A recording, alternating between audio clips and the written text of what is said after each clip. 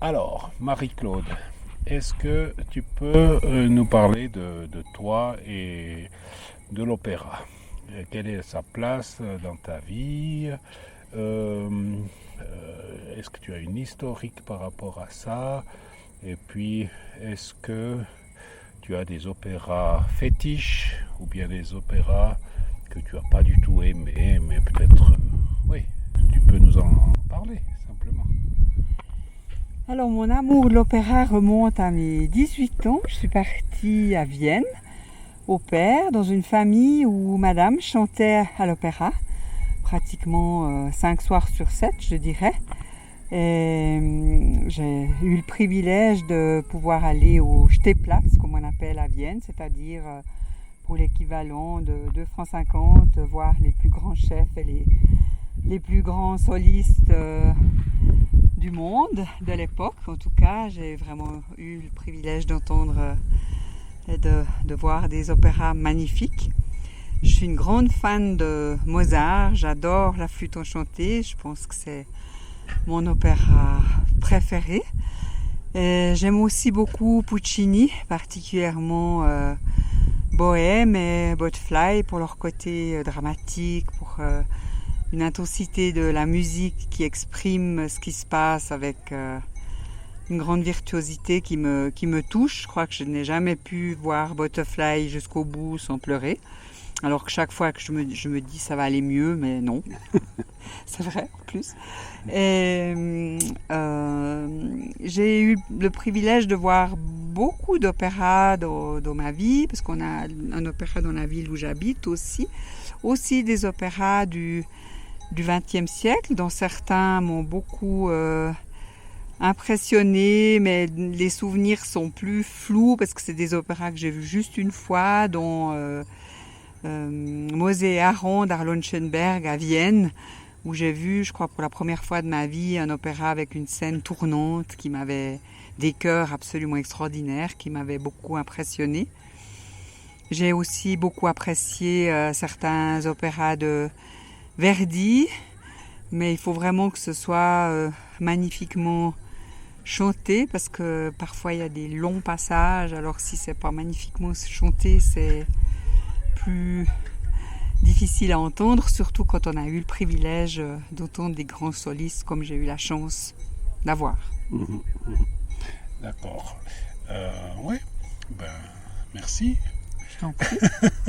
Tu voudrais Est-ce d'autres que je choses? pourrais...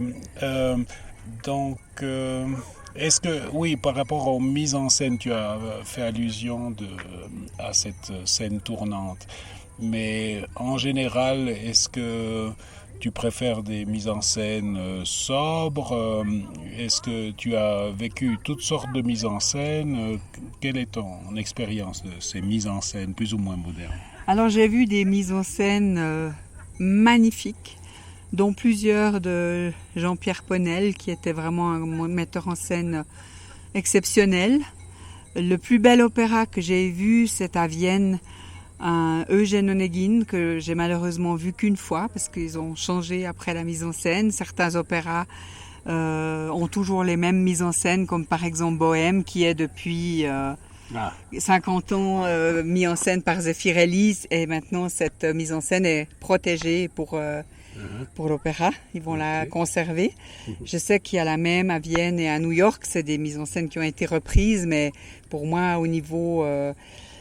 j'ai de la difficulté avec certaines mises en scène contemporaines. Surtout, le fait qu'on déplace l'action me dérange pas toujours si ça reste cohérent. Mais quand il n'y a plus de cohérence parce que le texte ne s'approprie plus du tout à ce qu'on voit, que la musique ne colle plus à ce qu'on voit, ça me dérange beaucoup. Et Aïda avec les tanks ou Tosca avec les Kalachnikov, j'ai un peu de peine, je reconnais. Tu as vu ça où? Aïda, c'était à la télévision et Tosca, c'était à Lausanne.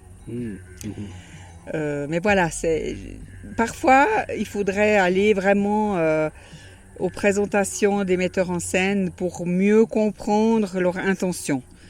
parce que j'ai vu aussi un Freischütz transmis de Vienne. J'avoue avoir regardé l'ouverture, le début du premier acte, puis j'ai bâché. Parce que je voyais pas le rapport entre l'histoire, le piano à queue et la bibliothèque dans la campagne. Je pouvais pas entrer là-dedans. Mais je respecte, mais parfois je comprends pas. Et si vraiment, mais je ne suis jamais sortie d'une mise en scène d'opéra, contrairement au théâtre où ça m'est arrivé. Voilà. Si tu es sur place, tu fais l'effort. J'essaye. J'ai vu dernièrement comment ça s'appelait, pas que je dise une bêtise. Ah oui, un enlèvement au sérail, je crois, à Genève, qui n'avait absolument rien à voir avec l'enlèvement au sérail. D'ailleurs, il y avait des passages coupés, des airs de Beaux-Arts rajoutés, une mise en scène qui avait rien à voir, des textes français intercalés qui avaient rien à voir, qui parlaient des réfugiés. C'était magnifiquement chanté.